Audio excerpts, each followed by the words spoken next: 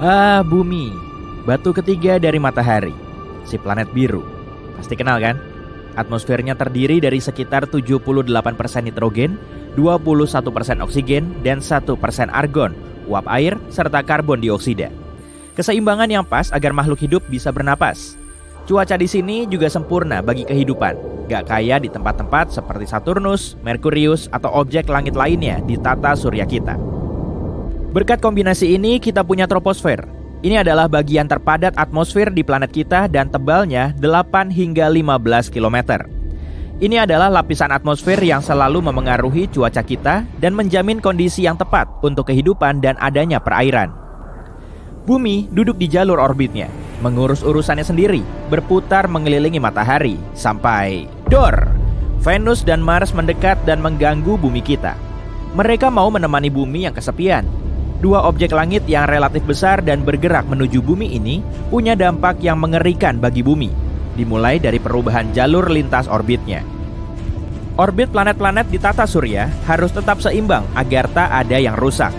Nah, kalau ada objek besar yang mendekati bumi, orbit kita pasti akan keluar jalur. Planet-planet ini akan berputar satu sama lain sehingga menyebabkan banyak bencana alam.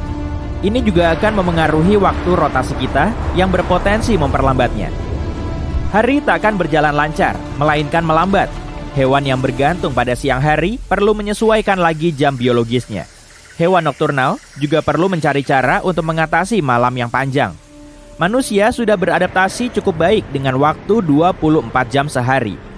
Waktu ini sendiri hanyalah konstruksi manusia untuk mengukur sesuatu. Kita akan kesulitan tidur dan menyesuaikan diri dengan hari yang panjang ini. Hewan laut mengandalkan aliran arus alami untuk bermigrasi di lautan.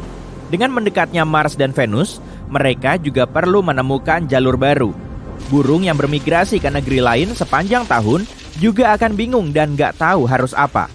Secara umum, suhu bumi akan naik dan gelombang panas besar-besaran serta perubahan iklim permanen akan terjadi.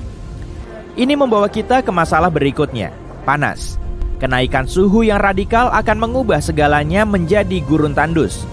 Musim kemarau akan terjadi sepanjang tahun, terutama karena Venus ada di dekat kita. Sebagian besar planet kita akan mengering dan tak akan cocok untuk bercocok tanam. Venus itu panas. Ya, benar-benar panas. Meski bukan planet terdekat dari matahari, Venus masih yang terpanas. Suhu di Venus mendekati 480 derajat Celcius yang akan melelehkanmu seperti es batu. Tanah di Venus umumnya datar, mungkin karena suhunya. Venus panas karena atmosfernya tebal dan memerangkap gas berbahaya di dalamnya. Jika Venus mendekat ke arah kita, gas-gas itu akan masuk ke atmosfer kita dan membahayakannya. Mars alias planet merah sangat dingin. Suhu ini mungkin tetap sama jika dia mengelilingi bumi. Mars juga rumah bagi gunung berapi aktif terbesar di tata surya, yang membuat gunung Everest sekecil semak jika dibandingkan dengan pohon. Dengan ketidakstabilan yang tinggi ini, suatu hari gunung itu mungkin bangun dan meletus. Mars punya atmosfer yang sangat tipis sehingga suhunya dingin. Gravitasinya sangat mirip bumi. Mars bahkan sangat dingin dan punya lapisan es di kutub yang diselimuti karbon dioksida. Sama seperti Merkurius, kamu hanya bisa bertahan di sana asalkan bisa menahan napas dan berada di titik tepat di antara matahari terbit dan terbenam. Ketiga planet yang mengorbit satu sama lain ini akhirnya akan bertabrakan. Tinggal menunggu waktu saja.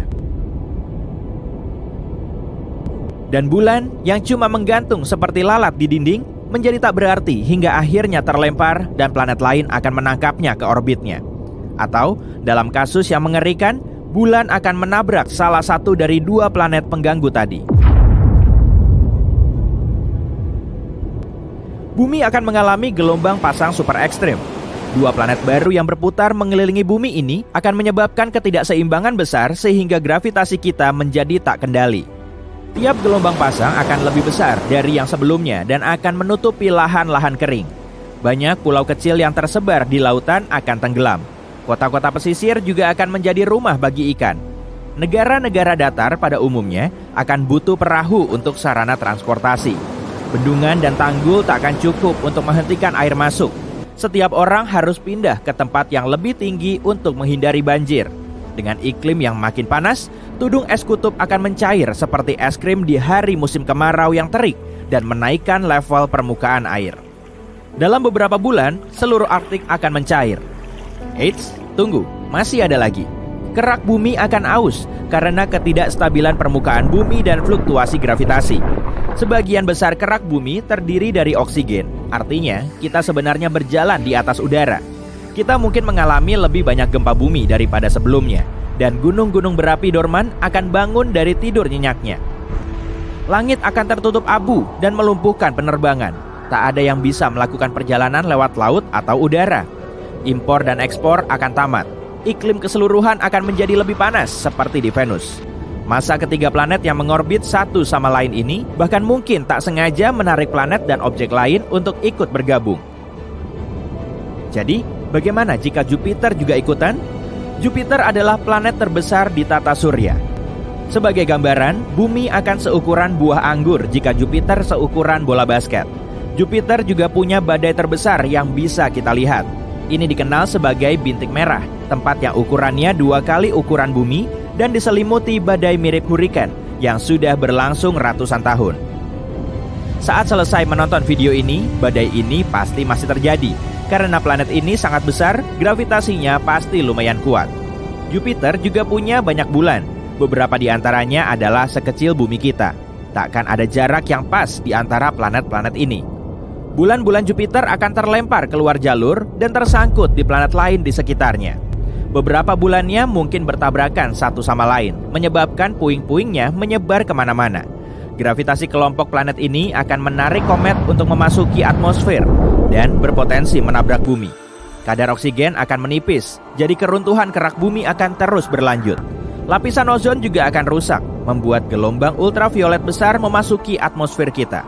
Kita tak akan bisa keluar terlalu lama tanpa perlengkapan pelindung dan tangki oksigen. Peradaban manusia akan berubah drastis. Kita akan hidup di dalam kontainer pelindung yang menyediakan udara bersih dan sinar matahari yang aman dan tersaring. Tempat ini harus cukup kuat untuk menahan gempa yang sering terjadi. Kita akan menanam banyak tanaman untuk menyokong kehidupan sampai kita meninggalkan bumi. Karena pada akhirnya, planet-planet ini akan bertabrakan. Langkah selanjutnya adalah membuat roket besar untuk menerbangkan kita keluar dari bumi.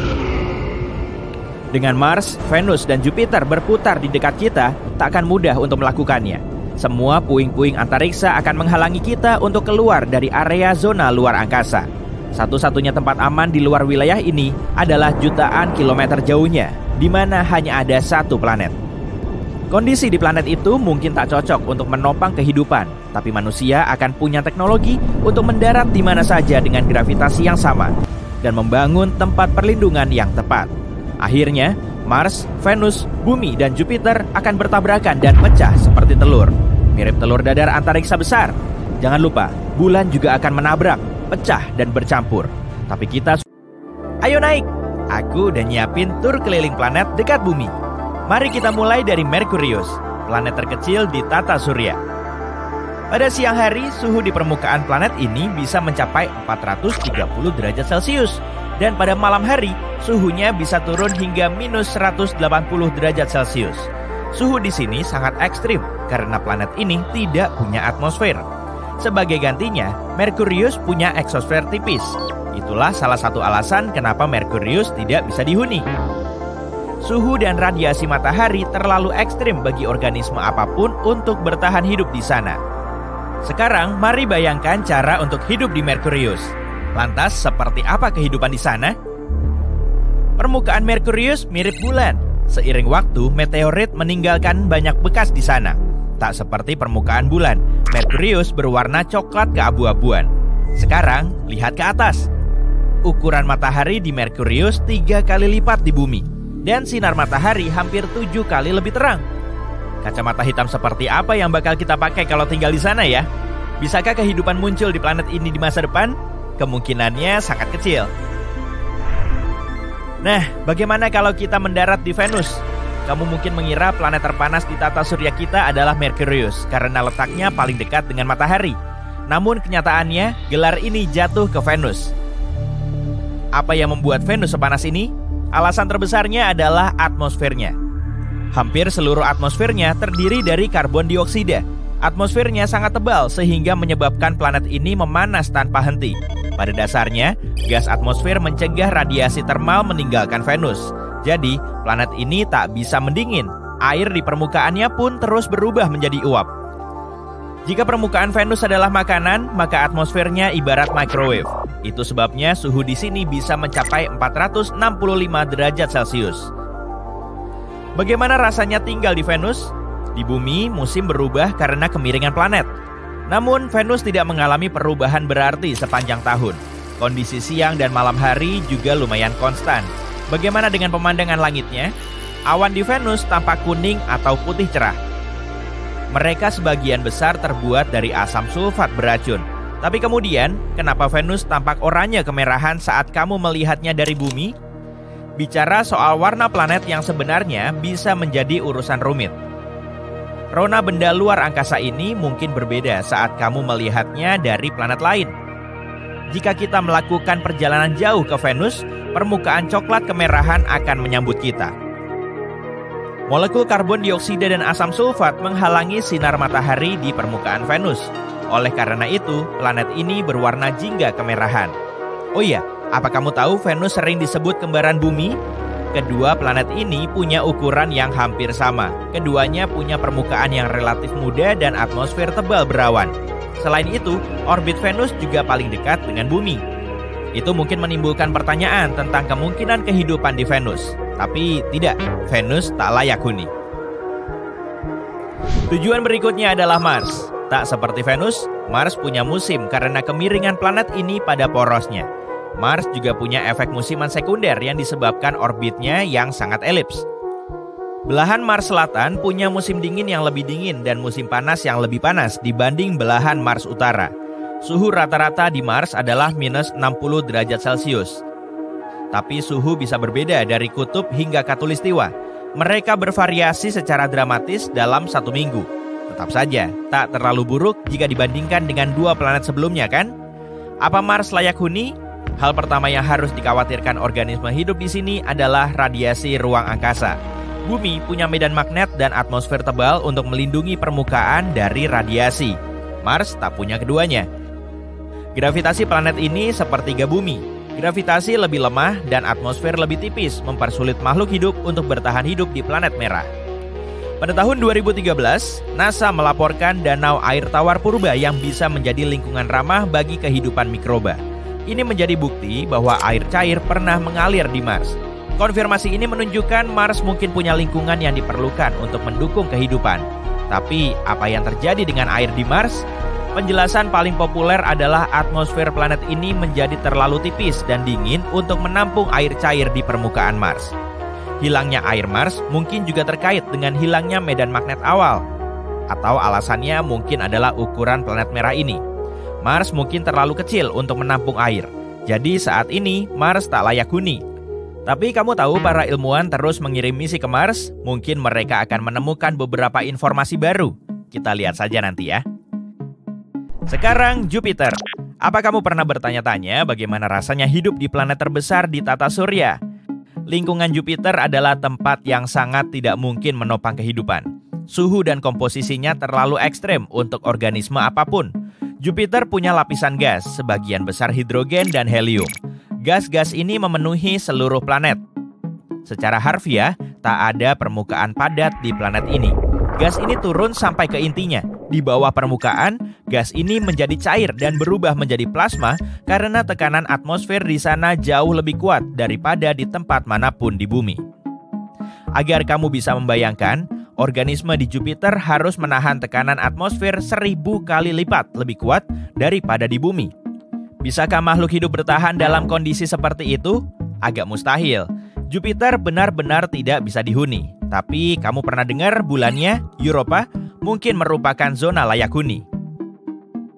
Pindah lagi yuk, Saturnus. Ini planet terbesar kedua di tata surya. Seperti Jupiter, Saturnus adalah bola gas raksasa yang terutama terdiri dari hidrogen dan helium. Bagaimana suhu di Saturnus? Dingin banget. Selain itu, ada angin yang sangat kuat di sana. Angin di atmosfer atas Saturnus mencapai kecepatan 490 meter per detik.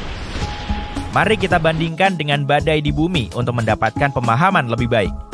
Badai terkuat yang pernah tercatat di bumi bergerak dengan kecepatan 107 meter per detik. Jadi jawaban atas pertanyaan apakah ada kehidupan di Saturnus tampaknya lumayan jelas. Di sana tidak ada kehidupan. Perhentian berikutnya adalah Uranus, salah satu raksasa es terbesar. Atmosfer Uranus didominasi oleh es, tapi itu bukan satu-satunya alasan planet ini berwarna biru. Terdapat metana di atmosfernya. Metana menyerap cahaya merah dan memantulkan warna biru. Hal yang sama berlaku untuk Neptunus. Uranus adalah planet terdingin di tata surya. Suhu di sana bisa serendah minus 224 derajat Celcius. Kehidupan di bumi membutuhkan sinar matahari untuk mendapatkan energi. Tapi di Uranus tak ada yang bisa menghasilkan energi apapun bagi kehidupan untuk berkembang. Intinya, Uranus tidak punya lingkungan untuk menopang kehidupan. Lanjut ke Neptunus, raksasa es kedua. Apa yang ada di planet terjauh di matahari ini? Jelas, di sana sangat dingin. Tak ada sumber energi yang bisa dimanfaatkan oleh kehidupan bakteri. Begitu juga dengan sumber air cair. Para ilmuwan meyakini kehidupan di Neptunus tak mungkin ada karena kondisinya sangat tidak bersahabat. Jadi, apa yang membuat planet kita layak huni? Bukan cuma untuk manusia, tapi juga organisme hidup apapun, bahkan mikroba. Kondisi tertentu diperlukan untuk hidup. Semua makhluk hidup butuh makanan, air, dan suhu yang tepat untuk berkembang. Atmosfer adalah elemen vital. Manusia, misalnya, membutuhkan oksigen untuk bernapas dan hanya bisa bertahan hidup di suhu. Apa jadinya kalau planet kita terbagi dua? Satu planet berisi daratan semua dan satu lagi air? Apa kita bisa hidup di sana? Gimana caranya? Nah, kamu beruntung banget karena aku bakal menjawab pertanyaan itu sekarang. Bayangkan bumi dibagi jadi dua planet dengan satu orbit. Oke, sebut saja planet ini batuan dan air. Iya, emang gak kreatif banget. Lanjut ya. Kita mulai dengan batuan karena lebih gampang dibayangkan. Tapi pertanyaannya, apa yang bakal terjadi kalau semua samudera di bumi tiba-tiba kering? Kita tahu air itu sumber kehidupan kan? 70% permukaan bumi terdiri dari air. Ada banyak banget air. Bahkan, meskipun semua samudera dan laut hilang, masih ada air yang tersisa. Misalnya, di sungai bawah tanah. Tapi sayangnya, air itu nggak cukup untuk menopang kehidupan kita. Semua makhluk laut akan hilang. Nggak lama setelah itu, semua hewan, tumbuhan, dan tentu saja manusia akan punah juga. Hutan yang kering, cepat atau lambat, akan terbakar sampai tinggal abu. Hehe, nggak seburuk itu. Masih ada kehidupan kok dalam suatu wujud. Ada bakteri yang bikin kecoa iri. Makhluk ini bisa bertahan dalam segala kondisi. Contohnya nih, ekstremophil sudah berevolusi untuk hidup tanpa air. Mikroba ini bisa bertahan di lingkungan super panas atau asam tanpa air atau bahkan sinar matahari. Tanpa mikroba ini, batuan akan jadi planet yang tidak berpenghuni. Tapi mungkin saja nanti ekstremophil bisa berevolusi jadi wujud keren yang bisa bertahan di mana saja. Tapi sekarang, batuan cuma batuan yang mengapung. Tunggu, kamu membayangkan batuan mirip gurun atau stepa yang panas banget? Jangan salah, planet ini sebenarnya dingin banget loh. Jadi gini, tanpa air nggak akan ada atmosfer, karena atmosfer terdiri dari konsentrasi berbagai gas, termasuk hidrogen dan oksigen, H dan O. Tahu kan lambang unsur apa? Betul, kalau nggak ada air, nggak ada atmosfer, karena atmosfer mengumpulkan semua panas yang kita butuhkan. Planet kita bakal dingin banget tanpa atmosfer. Kontras di antara tempat dingin dan kurang dingin akan begitu tajam, karena air adalah penyeimbang iklim. Samudera menyerap hampir semua panas matahari.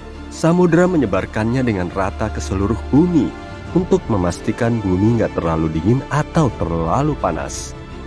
Jadi, tanpa air, batuan bakal jadi gurun yang dingin.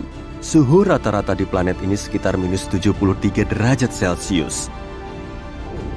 Di kedua kutub, suhunya sangat rendah, sekitar minus 184 derajat Celcius.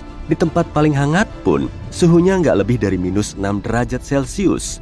Tempat panas ini dulunya samudera karena kedalamannya yang mengering jauh lebih dekat ke inti panas planet ini. Tunggu, jangan membayangkan planet ini tertutup salju juga ya. Nggak ada air sama sekali. Ini cuma batuan yang sangat dingin. Pada titik ini, kita cuma versi bulan yang lebih besar dan lebih coklat. Bulan bisa dibilang bumi yang tanpa air. Terus gimana dengan gunung berapi? Gunung berapi harapan terakhir kita untuk punya suhu hangat kan? Sayangnya, aktivitas gunung berapi menurun karena kurang air.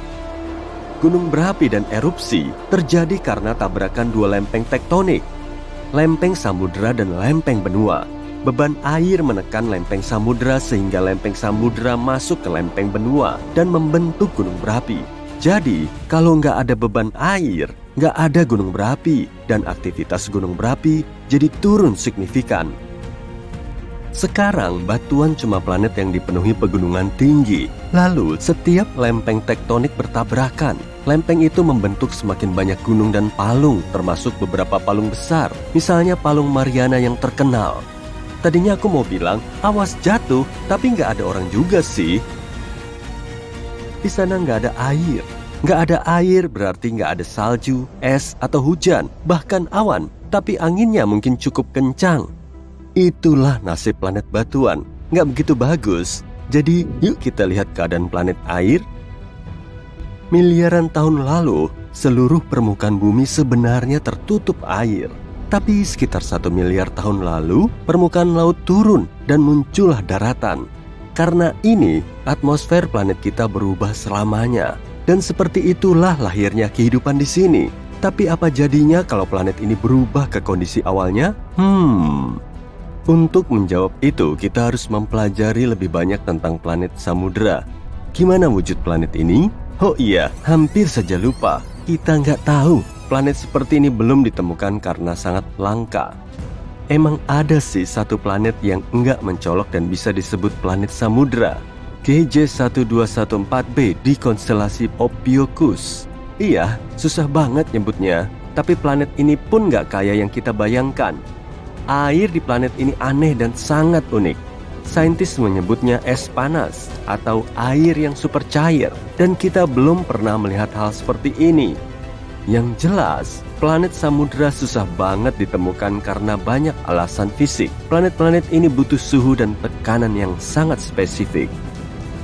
Tapi secara hipotesis, gimana sih wujud planet ini? Tentu saja, planet ini nggak mungkin sepenuhnya air. Kamu nggak membayangkan akan ada gumpalan air raksasa yang berputar mengelilingi bintang kan? Planet samudera tetap seperti planet dengan inti dan semacam pondasi. Jadi, bayangkan semua air di bumi yang dulu bercampur jadi satu samudera raksasa dan asin. Wow, makhluk laut pasti senang tuh, tapi kita enggak. Satu-satunya hewan yang bisa selamat dalam situasi ini, kecuali ikan, mungkin burung yang bisa berenang dan makan ikan. Kayaknya, meskipun permukaan laut naik drastis, setidaknya masih ada beberapa pulau yang berada di atas air. Mungkin pulau itu dulunya puncak gunung tinggi, kayak Gunung Everest. Jadi, kalau burung-burung ini bersarang di sana, mereka bisa bertahan lama. Tapi kita gimana? Kita masih punya kesempatan kalau kita punya cukup waktu untuk bersiap menghadapi banjir besar. Kita bisa selamat di kapal selam atau kapal raksasa. Kita bisa menanam makanan di kapal dan memancing ikan dari laut. Tapi tanpa pulau Everest, kita nggak akan bertahan lama. Kalau nggak bisa berlabuh saat kapal bocor, kita nggak akan bisa memperbaikinya. Sayangnya, air minum sudah nggak ada. Sumber air minum cuma dari hujan atau dengan memfilter air laut.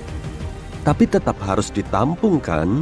Wadah air ini bakal memakan tempat dan sangat berat. Tapi secara keseluruhan, planet air nggak buruk-buruk amat. Suhunya cukup hangat dengan rata-rata sekitar 10 derajat Celcius. Dan perbedaan suhu tertinggi dan terendah juga nggak jauh. Dari minus 29 derajat Celcius di kutub sampai 21 derajat di khatulistiwa. Dibanding planet batuan, planet air lumayanlah. Radius planet air bakal sedikit lebih besar dibanding bumi karena volume airnya. Tapi kepadatan planet ini cukup rendah. Gravitasi juga melemah. Nah, kalau kedua planet ini ditempatkan di orbit bumi, setelah beberapa saat, keduanya akan berjauhan dan mengikuti lintasan yang berbeda. Planet ini akan selaras supaya nggak bertabrakan. Di salah satu planet ini, 1 tahun akan berlangsung selama 12 bulan. Tapi di planet satu lagi, cuma 10 atau 11 bulan.